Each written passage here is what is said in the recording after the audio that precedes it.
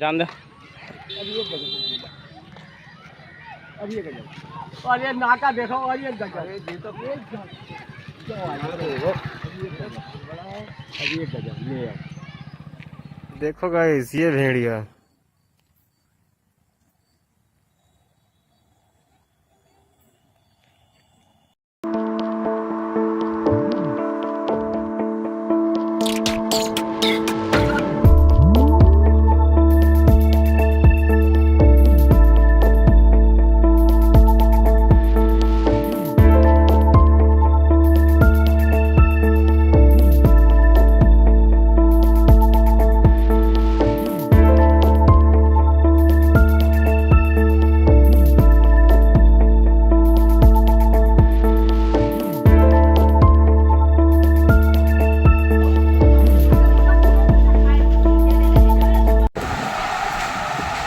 नमस्कार दर्शकों,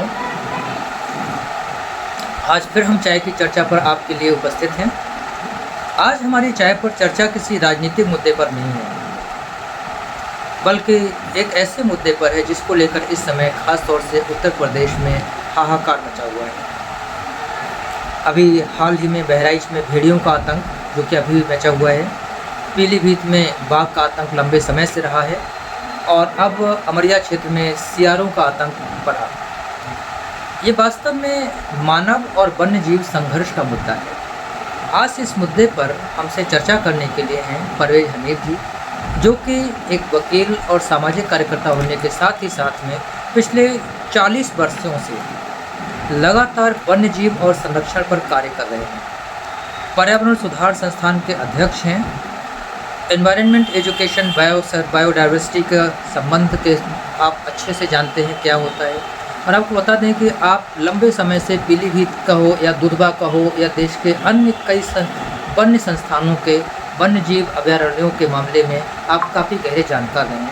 और आपसे निवेदन ये है कि क्या कारण है कि आज देश में वन्य जीव और मानव के बीच जो संघर्ष है वो बढ़ता जा रहा है। कई बार कुत्तों का आतंक होता है, कभी अन्य जानवरों का होता है, कभी मगरमच्छ का होता है। तो आखिर ऐसा क्यों हो रहा है, क्या वजह है इसकी? नमस्कार शर्मा जी, मैं Parvez Hanif, environmental activist wild life, और वाइल्ड लाइफ प्रोटेक्शन एक्ट जब बना है 1973 में, 72 में बना था, लागू हुआ 73। मैं तब से चूँकि ये पीलीभीत वाइल्ड लाइफ से और वन्य जीवों से भरा हुआ रहा है, और पुराने वक्त में it was the hunting reserve, अंग्रेज़ों की बड़ी प्रिय स्थली रही है पीलीभीत के जंगल। जी, यहाँ के जंगलों में उन्होंने और यहाँ 17 टाइगर्स जो है वो एक 7 दिन में उन्होंने शिकार एक शौक के लिए यानी फ़न के लिए इस्तेमाल किया। और ये पूरा तराई का जंगल जो है ये बिल्कुल सुंदरबन का जो है वो एक दर्शन होते हैं। तो जाहिर सी बात है कि वो जंगल उस वक्त के बात में और आज की बात में बड़ा फ़र्क है। 40 साल में बड़ा अंतर देखा। 2010 तक तो टाइगर का जो है वो काउंटिंग भी हमारे ही पास थी, पर्यावरण सुधार संस्थान के पास, और वो फॉरेस्ट डिपार्टमेंट करते थे उसमें। और बीच में एक दौर ऐसा भी आया जिसमें चाहे वो तराई के जंगलों में टाइगर की बड़ी कमी हो गई, और ये हालत थी कि 1993-94 में पीलीभीत में सिर्फ 6 टाइगर थे। दुधवा में भी लोग ये कहते थे गाहे बगाहे जो है टाइगर दिखता है, ज़्यादा था लेकिन इतना नहीं था। एक पूरा शोर था पूरे हिंदुस्तान में कि टाइगर सही इसका हो चाहे हो जाए। तो अब ये सब चीज़ों एक आपने जो सवाल ये सियार कुत्ते और ये मौजूदा वक्त में जो है टाइगर की बात तो नहीं हो रही है, क्योंकि टाइगर की अधिकता की बात हो रही है। दुनिया में सबसे ज़्यादा टाइगर जो है वो हमने संरक्षित करके जो है ये जो अभी नई चीज़ आई है टाइगर का, तो एक टेरिटरी हमें पता है कि टेरिटरी कम होती जा रही है, जंगलों को लोग काटते चले जा रहे हैं, उसके घर में घुसते हैं। लेकिन सियारों का और भेड़ियों का इस तरह से आना ये अपने आप में एक बहुत बड़ी बात है।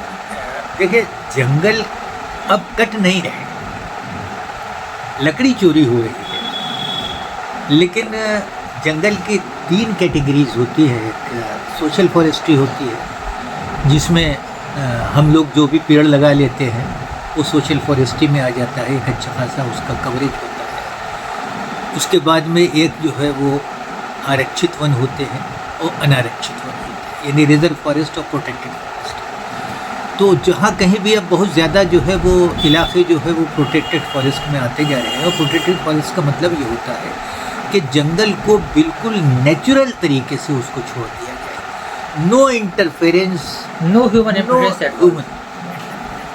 लेकिन उसके बावजूद भी आज समस्या ये है कि आदमी का घुसपैठ जो है वो आप चाहे प्रोटेक्टेड एरिया कर दें, चाहे रिजर्व फॉरेस्ट कर दें, चाहे कुछ कर दें, लेकिन इतना जनता का दबाव है, इतना पॉपुलेशन प्रेशर है शर्मा जी, कि आदमी उन जगहों पे जाता ज़रूर है। रास्ते हैं, उन रास्तों को करा लिया कि नहीं साहब रास्ता नहीं बंद कर सकते, इसलिए बहुत सी जगहों पर बड़े बड़े डी फॉरेस्ट में रास्तों पे जो है वो परमिशन दे रखी है और निकलते हैं, तो एक राइट ले रखा है। राजनीतिक दबाव होता है इस चीज़ के ऊपर। अब आप ये देखिए कि सेंट्रल एक्ट जो है फॉरेस्ट का, भले ही मतलब ये है कि प्रोटेक्टेड फॉरेस्ट जो है वो अपनी जगह पर भारत सरकार अपने जो है उसमें NTCA की गाइडलाइन पे चलता हो फॉरेस्ट, लेकिन उसमें DFO का और सरकारी पोस्टिंग स्टेट गवर्नमेंट की होती है, तो स्टेट गवर्नमेंट को का इंटरफेयर अपनी जगह रहता है, और रहता है स्टेट का तो फिर पॉलिटिक्स आ गई। ये जो एक चीज़ है, सारा सब कुछ दारोमदार जो है वो बायोडाइवर्सिटी का, हमारी जो जैव विविधता है उसमें बड़ी तेज़ी से अंतर है। जो वातावरण है, वायुमंडल है, बरसात है, और जिस तरीके से जो है वो धरती का जो है वो प्रदूषण बढ़ता जा रहा है पूरी दुनिया में, जो है वो बारूद, आप देखिए दुनिया में 3-4 जगह जो है जंग जो है सालों साल छुड़ी रहती है, सब हजारों टन बारूद जल चुका है। तो ये है तो आखिर दुनिया ही उसी पृथ्वी के ग्रह पर ही तो सब कुछ हो रहा है, हम उससे अछूते कहाँ। अब आप देखिए, ठीक है हम यहाँ पर बैठे हुए हैं यूपी में, पीलीभीत में, तो क्या यूक्रेन में बमबाजी हो रही है या इजराइल में बमबाजी हो रही है, गांजा में बमबाजी हो रही है, तो क्या ये इस धरती के अलावा किसी और ग्रह पे हो रही है? इसी ग्रह पे हो रही है। हाँ, उसका इम्पैक्ट तो दिखाई पड़ रहा है। बायोडाइवर्सिटी जो है वो चेंज हुई है, और यही वजह है कि आप देख रहे हैं कि मौसम, सूरज की गर्मी अपनी जगह पर जो है वो ज़्यादा बढ़ गई है। जब पहले बरसात होती थी, बरसात होने के बाद आप देखते थे कि टेम्परेचर गिर जाता था, 2-3 दिन तक हम लोग जो है वो ठंडक महसूस करते थे। आज इधर बरसात होती है, बरसात भी होती है तो एकदम से इतनी तेज़ होती है, जो एवरेज है वो अपनी जगह पूरा हो जाता है। आपने देखा होगा पहले एक ड्रिजलिंग, एक बूंदाबांदी पड़ती थी, फुहार पड़ती थी, 3-3, 4-4 दिन फुहार होती थी।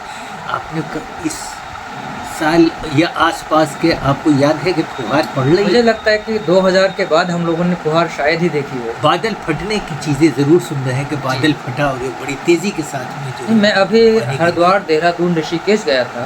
एक दौर था कि देहरादून, ऋषिकेश में वहाँ जाके पहले एक पॉलीथीन का कवर खरीदना पड़ता था। आज तो वहाँ गर्मी की वो दशा है जो यहाँ है। तो ये सब अपनी जगह पर कहीं न कहीं इसने जो है वो हमारे इकोसिस्टम के ऊपर जो डाइवर्सिटी, बायोडाइवर्सिटी जो चेंज हुई है, क्योंकि प्रकृति का नियम है कि हर चीज़ को जो है वो घास को खाने वाले जानवर होंगे, और वो जानवर जो है वो मांसाहारी जानवर होंगे, कीट होंगे, तितलियाँ होंगी, एक फूड चेन है, इकोसिस्टम कहता है। तो ये चेन जो है अपनी जगह जो है वो डिस्टर्ब हुई है मौसम की वजह से।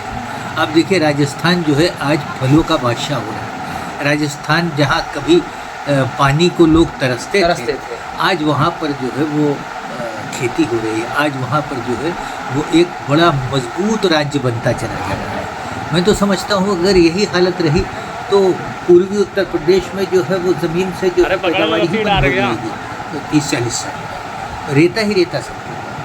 तो ये सब जो चेंजेस हैं इनसे कहीं ना कहीं जो है वो हमारे वाइल्ड लाइफ का संबंध है, सीधा कनेक्शन है। इनके बिहेवियर जो है इनमें बदल रहा है, और ये ही बिहेवियर जो है अपनी जगह पर है। यानी कि जो हमारा वाइल्ड लाइफ है उसका इंटीरियर बिहेवियर जो है वो चेंज हो रहा है। जी वो भी जंगल में जो अत्यधिक गर्मी हो रही है, जो वहाँ पे जो फूड ऑप्शंस हैं वो लगातार कम हो रहे हैं, क्योंकि हम देखते हैं जो जंगल के अंदर का जो एनिमल फूड है, वाइल्ड लाइफ का जो नेचुरल फूड है, उसको लाके ह्यूमन बीइंग्स वहाँ से बीन के इकट्ठा ला के बाहर बेच रहे हैं। अरे अभी 2 दिन पहले जो है वो बाकायदा बंदूक के साथ में उन्होंने जो है वो वाचर को भी मारा। रिजर्व फॉरेस्ट, हम प्रोटेक्टेड फॉरेस्ट, टाइगर रिजर्व की बात कर रहे हैं जी। जहाँ पे घुसना जो है अपनी जगह पर जो है एक बहुत बड़ी सज़ा है।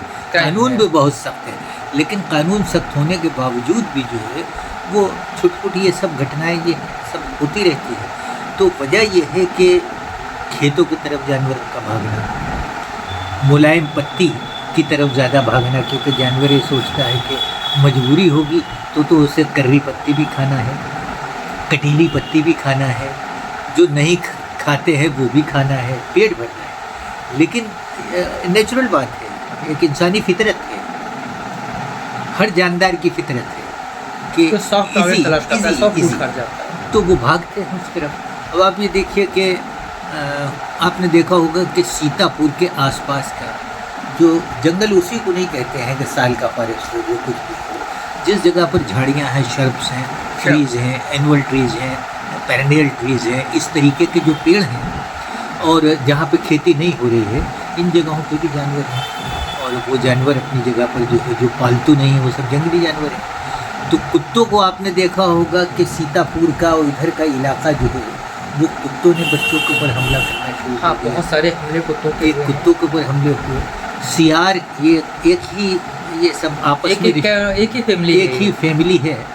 सियार जो है बिल्कुल कुत्ते से भी छोटा, और मतलब ये है कि एक अलग तरीके का जानवर होता है, लेकिन इसकी नेचर जो है, जैसे कुत्ता जो है वो एक कुत्ता एक गली में रहेगा, ये मतलब ये है कि बहुत से ज़्यादा जो है वो 2-3 कुत्तों का बहुत बड़ा झुंड आपने देखा होगा एक जगह नहीं, उनकी एक टेरिटरी होती है, नहीं रहता है। लेकिन जो है ये कुत्ते जंगली और सियार जो है, इनकी पोजीशन ये है कि ये झुंड में रहते हैं, झुंड में शिकार करते हैं, और शिकार भी करते हैं तो उसका एक तरीके से घेरा डाल करके, यानी ये आपका सियार का तो पोजीशन ये है, और जंगली कुत्तों का ये इन्होंने देख लिया कि इस जगह पर अगर मतलब ये है कि मान लीजिए शिकार है, जिसको ये शिकार करना चाहते हैं, तो ये उसको घेरते हैं, चारों तरफ से एक घेरा बनाते हैं, और बनाने के बाद उसको छोटा करते जाते हैं, एक round circle, round circle, round circle, इस तरीके से करके एकदम से अचानक उस पर टूट करके हमला करके गिरा देते हैं। वो निकल के भाग नहीं सकता। इवन ये पोजीशन है कि ये ऐसे मामलात में टाइगर तक से, लेपर्ड तक से भिड़ जाते हैं और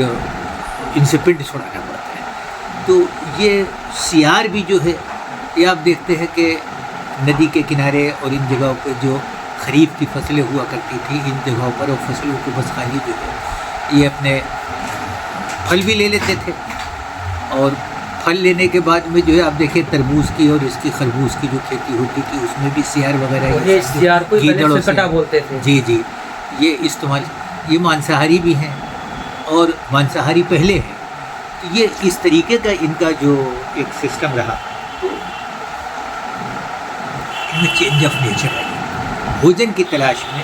अब इनको ये लगा कि अगर हम बस्ती में आ गए हैं, हालांकि जो फॉरेस्ट के एक्सपर्ट हैं वो ये कह रहे हैं कि साहब ये अपनी जगह पर जो है वो पानी की वजह से, बाढ़ की वजह से नदी का फाट बढ़ जाता है, तो ये इस तरीके ये इनकी मान जो है अपनी जगह पर, सियारों की जो है वो पानी भर जाता है, इसलिए बाहर आ गए हैं। मैं इससे सहमत नहीं। ये अपनी जगह तो हमेशा से बाढ़ आती है। एक कंपोनेंट हो सकता है, लेकिन अपनी जगह पर इस समस्या का सही जो है वो न प्रश्न है न हल है। नहीं, मैं इस बात से सहमत नहीं हूँ कि साहब उनकी मान में पानी भरने से वो बाहर आ गए। नहीं, ऐसा नहीं है। ये वजह ये है कि इनमें बिहेवियर में चेंज आया, इनकी जो फूड चेन में कमी आई, और फूड चेन में कमी आई उनको तो जो है वो करना ही करना है। देखिए आदमी चोरी क्यों करता है, आपने देखा होगा बहुत से उठाईगिरी घरों में खाने की चोरी करते हैं, खाना वाना खा करके और सब निपट करके निकल जाते हैं, पेट भरना है। तो ये अपनी जगह पर फूड चेन की कमी की वजह से बाहर आ रहे हैं, और बाहर आने के बाद अब बच्चों के ऊपर इनका निशान देखिए, आदमी से डरते हैं, आदमी से टाइगर तक अवॉइड करता है डायरेक्ट। तो ये तो एक ऐसी जानवर है, ये कभी इंसान के सामने आते ही नहीं थे, आते ही बस्ती नहीं के थे। सामने ही नहीं आते थे। और ये बाकायदा उस तरीके से घुस रहे जैसे लकड़बग्घा स्टाइल, और उस तरीके से जो है वो किसी के घर पे, किसी गरीब के घर पे मान लीजिए बाहर गर्मी की वजह से बच्चा माँ के साथ सो रहा है, बच्चे को जो है उठाया, उठा करके ले गए। तो ये घटनाएं जो अपनी जगह पर हो रही हैं, ये अपनी जगह जो है इस पर बड़ा एक ये रिसर्च पॉइंट है। देखिए अब पीलीभीत में आपने देखा कि जो टाइगर रिजर्व है और जहाँ टाइगर की हैबिटेट है, वहाँ पर अमूमन ये कहा जाता है कि टोटल टाइगर्स के 10% टाइगर्स जो है वो जंगल के बाहरी इलाकों में रहते हैं। हैं। लेकिन पीलीभीत में इसका बिल्कुल उल्टा हुआ। पीलीभीत में जो है वो ये परसेंटेज बढ़ गया। पीलीभीत में फार्म हाउसेस के जंगलों में जो है अब इनको एक नया नाम दे दिया, केन टाइगर, केन टाइगर, शुगर केन टाइगर कह दिया। ये एक बदली हुई एक चीज। बहराइच जिले के इस गांव में आप लाउड स्पीकर से सावधान रहने की यह आवाज सुन सकते हैं। सावधान सावधान सावधान। आप सभी से आग्रह है कि साइकिल एवं रात्रि में बच्चों को अकेला न छोड़े एवं बहुत आवश्यक होने पर ही रात में घर से बाहर निकले। दरअसल ये तस्वीर बहराइच के हरदी थाना क्षेत्र की है, जहां भेड़िए के आतंक ने ग्रामीणों को खौफ में डाल दिया है। इस खूनी जानवर ने अब तक 7 मासूम बच्चों की जान ले ली है। बच्चों को अपने सुरक्षित रखें और जागते रहें और बच्चों को अपने घर के अंदर रखें, ये सब प्रशासन द्वारा आदेश दिया गया है। भेड़िया नुकसान किया, कई बच्चों को खा गया, 5-6 इस तीना के बजाय इसके उसको ये लगा कि जंगल गन्ने के खेत के अंदर जंगली सुअर और नीलगाय जो है बड़े उनका प्रिय भोजन है। अब ये महाराज जो है टाइगर जो है जंगल के गन्ने के खेत के अंदर है, जंगल से बाहर निकल आए। गन्ने के खेत 8 एकड़ 10 एकड़ 20 एकड़ 50 एकड़ 60 एकड़ के गन्ने के जो है वो फार्म हाउस है। उन फार्म हाउस के उसको क्या पता कि ये जो है शक्कर बन रही है, क्या हो रहा है क्या नहीं हो रहा, मतलब उसको तो ये ग्रासलैंड लग रहा है। जो ऊंची घास होती थी 10 फीट 8 फीट, वो ग्रासलैंड है, वो ग्रास में रहता था। लेकिन इधर जब हम जंगल जाते वो हमें घास के जंगल, वो घास का जो शेप था वो अब दिखाई नहीं तो पड़ता है। उसके लिए वो ग्रासलैंड। मैं एक मिसाल दे रहा हूँ टाइगर से, और उन वाइल्ड लाइफ के जो वाइल्ड लाइफर हैं, एक्टिविस्ट हैं, डिपार्टमेंट है, वो इसको मेरी इस बात को मॉडल के रूप में ले कि टाइगर ने उसको जो है ग्रासलैंड समझा, गन्ना नहीं चूसेगा, और वो उसके अंदर घुस गया। अब जब घुस गया जाड़ों के अंदर जो है उसको जो है वो पाँव में बुराइयाँ हो जाती हैं, और ज़्यादातर वो थोड़ी गर्म जगह पे जो है वो जाना चाहता है। जंगल ठंडा होता है तो वो उसके अंदर गया। अब अंदर वो जाने के बाद में उसको क्या हुआ, उसने देखा कि बड़ा आराम से जो है वो रात में सुअर चला रहा, जंगली घोड़ वाइल्ड बोर आ गया। आने के बाद उसने गन्ना खाना शुरू किया।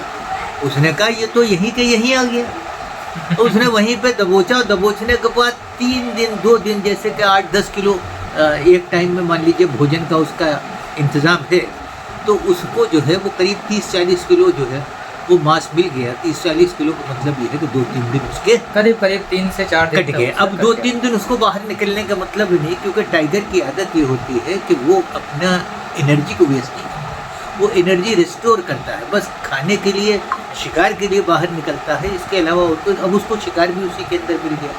तो एक टाइग्रेस ने ये किया कि एक गन्ने के फार्म में जो है घुसने के बाद में उसने वहीं पर ब्रीडिंग शुरू कर दी, वहीं पे ही बच्चे हो गए, वहीं पे ही परिवार बढ़ गया। और आप ये देखिए उस गांव में, उस जगह पे जो है वो 7-7 8-8 टाइगर का परिवार हो गया। वो गन्ने को खेतों में ही घूमते थे। नीलगाय जो है उसका प्रिय भोजन होता है, और नीलगाय को जो है वो 7-8 दिन जो है उसके निकल जाते हैं। तो आप ये देखिए कि नीलगाय भी गन्ने के अंदर आती है। तो ये एक फूड चेन का इजीनेस हुई और उसने वहाँ बना दिया। तो ये प्रॉब्लम फूड चेन की, क्योंकि आप टाइगर रिजर्व में चलिए ठीक है, शिकार में आपने जो है उसको देखा भाली करी, स्टाफ ये सब कुछ है। फॉरेस्ट डिपार्टमेंट में स्टाफ,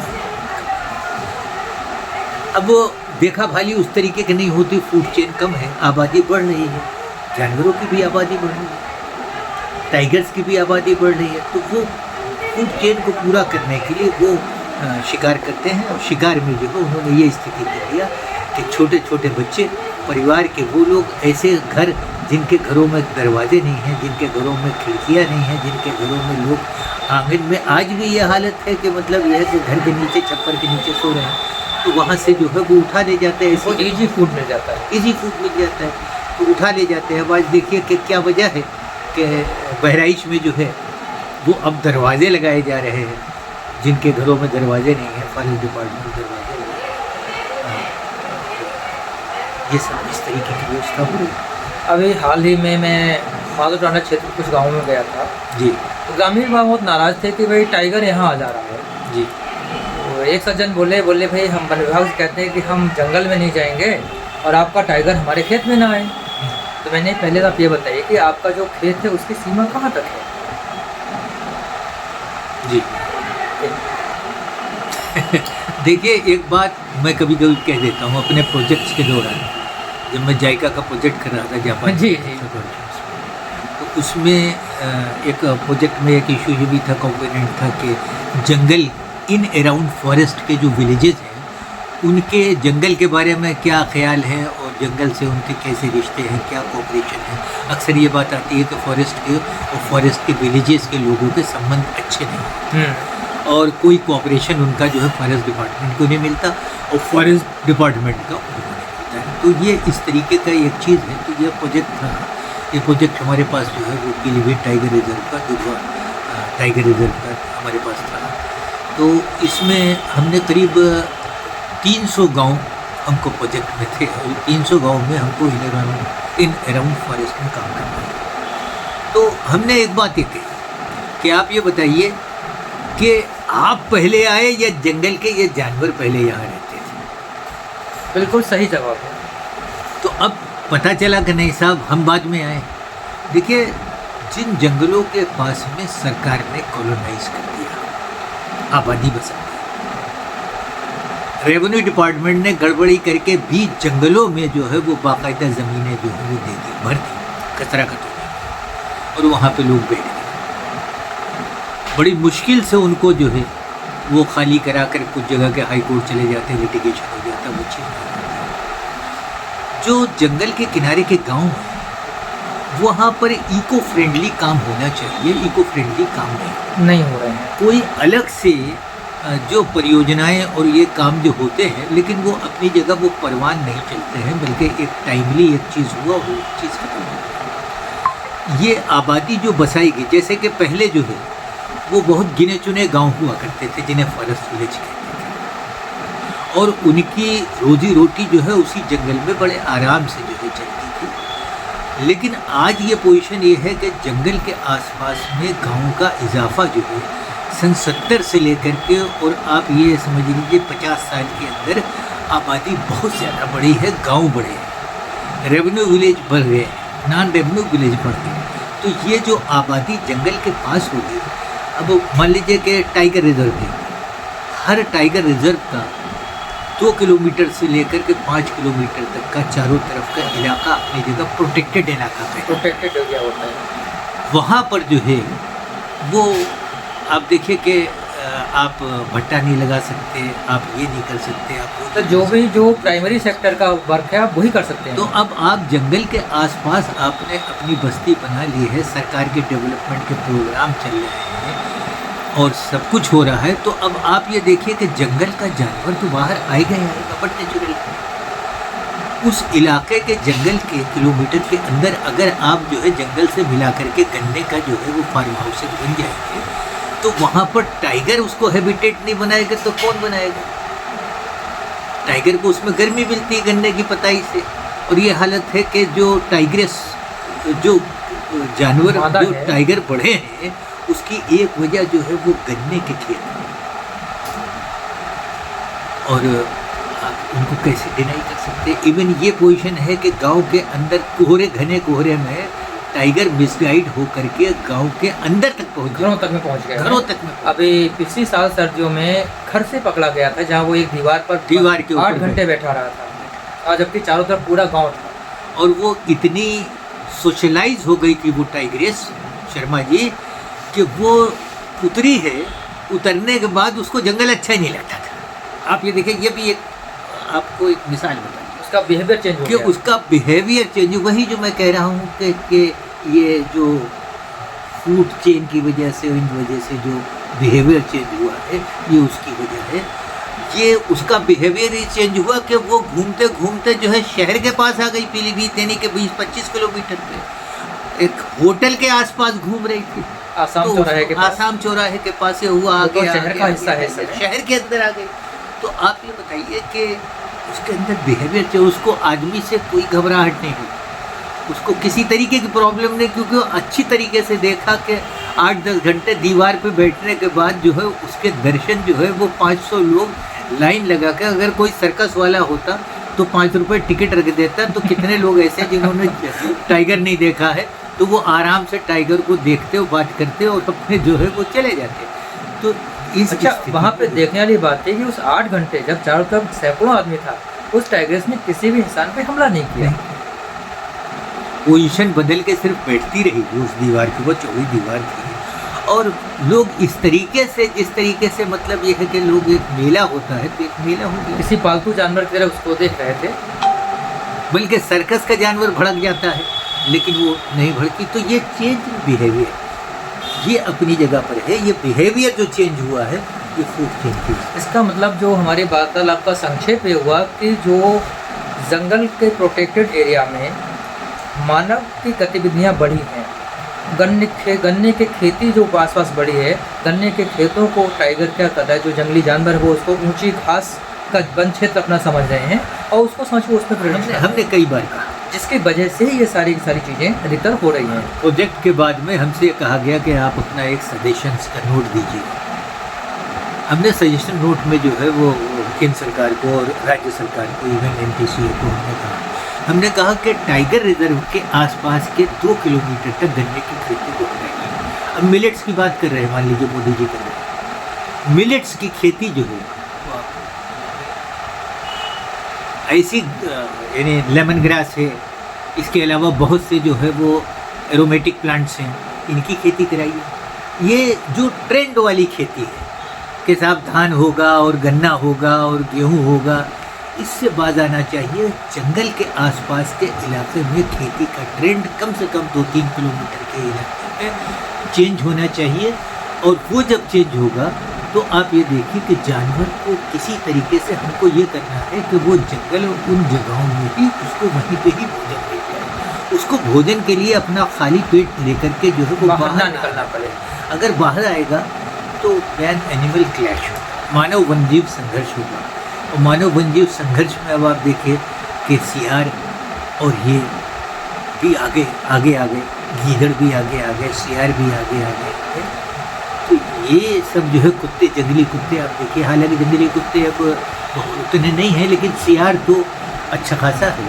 और ये सियार अंत में एक सवाल और, बहराइच में जिस तरीके से वन्य जीवों यानी भेड़ियों को देखते ही गोली मार देने के ऑर्डर्स दे दिए गए, क्या ये पर्यावरण और जैव विविधता के अनुसार सही निर्णय कहा जाएगा? ये एक अल्टरनेटिव चीज़ होती है फॉरेस्ट डिपार्टमेंट के पास, इसके अलावा जब कोई चारा, क्योंकि देखिए हर चीज़ जो है वो पॉपुलेशन प्रेशर के ऊपर है, वोट का मामला है। बात इस चीज़ की है कि कहीं ऐसा ना हो कि सारे दैया सियार मारे डाला थे, बताओ अब की वोट नहीं देंगे, अब की ये नहीं करेंगे, वो नहीं करेंगे। तो अब सवाल ये है कि सरकार ये कहती क्या करे। अब कितना रोष जो है देखा गया इस चीज़ में कि गोली मारने के आदेश कुछ दिन बाद दिया गया, 200-200, 300-300 लोग 4 सियार को ढूंढने। लेकिन एक बात हम और बता दें, ये जो 4 सियार की बात हो रही है, भेड़ियों की जो बात हो रही है, ये 4 नहीं, भेड़िए अक्सर मतलब ये है कि इनका झुंड जो है 10-12 से, तो कुत्तों का तो झुंड काफ़ी बड़ा होता है। और ये भेड़िया और ये सियार जो है ये हमेशा झुंड में ही रह करके शिकार करते हैं और सब एक दूसरे को कोऑपरेट करते हैं, घेरते हैं और घेरने की बात करते हैं। ये मार दिए, पकड़ लिए, लेकिन अभी इसका अंत नहीं है। और मैंने इसीलिए सवाल उठाया कि बजाय फौरी तौर पे ये हो सकता है ठीक लगे, लेकिन हमें और हमारी सरकार को इस चीज़ समस्या की जड़ में जाना पड़ेगा, क्योंकि भेड़िए भी हमारे पर्यावरण का, हमारे जैव विविधता का अभिन्न अंग है। बिल्कुल और अगर हमने उनको खत्म कर दिया तो पता नहीं कितनी परेशानियां मुसीबतें हमें उठानी पड़ेंगी। नहीं, जो प्रॉब्लम करे उसको उठा के ख़त्म कर दीजिए। वैसी आज के दौर में जो है बदलते हुए पर्यावरण और हमारा जो एक जो जोग्राफिकल वैल्यूज़ जो चेंज हो रही हैं, आप समझिए कि हर साल हर दिन कोई ना कोई स्पीसीज ऐसी है जो गायब हो रही है। मुझे एमू का याद आता है कि हजारों एमू को इसलिए मार दिया गया था क्योंकि एमू के क्षेत्र में पूर्व सैनिकों को, रिटायर्ड सैनिकों को, सेना सैनिकों को आवास दिए गए, खेती की जगह दी गई, और जब एमू आड़े आए तो वहाँ की सरकार ने एमू पे सेना डाल दी। मतलब एक निरीह प्राणी पर सेना छोड़ दी गई। तराई के जंगल में क्या हुआ? तराई के जंगल में जब ये बांग्लादेश का जो 71 वाला युद्ध हुआ तो सारे लोग, इन लोगों को ये लगा कि जंगल, क्योंकि बिहार बंगाल की जो जोग्राफिकल वैल्यूज़ है वो सुंदरबन की और तराई की है।